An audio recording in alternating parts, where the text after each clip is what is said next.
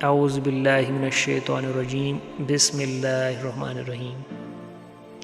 یہ مضمون فتح الباری سے لیا گیا ہے۔ ماں کی ممتا۔ حضرت داؤد علیہ السلام کے زمانے میں 2 عورتیں تھیں، دونوں کی گود میں 2 بیٹے تھے۔ وہ دونوں کہیں جا رہی تھی کہ راستے میں ایک بھیڑیا آیا اور ایک کا بچہ اٹھا کر لے گیا۔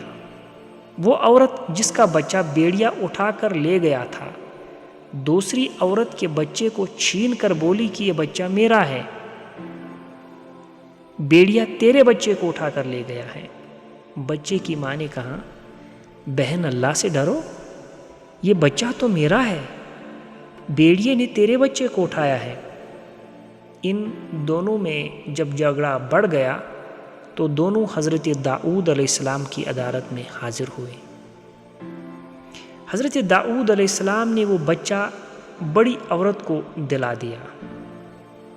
حضرت سلیمان علیہ السلام کو اس بات کی خبر ہوئی تو آپ نے فرمایا، ابا جان، ایک فیصلہ میرا بھی ہے، اور وہ یہ ہے کہ چھری منگوائی جائے۔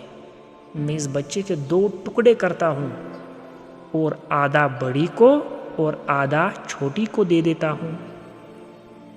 یہ فیصلہ سن کر بڑی تو خاموش رہی اور چھوٹی بولی کہ حضور، آپ بچے بڑی کو ہی دے دیں، لیکن خدارا بچے کے ٹکڑے نہ کیجیے۔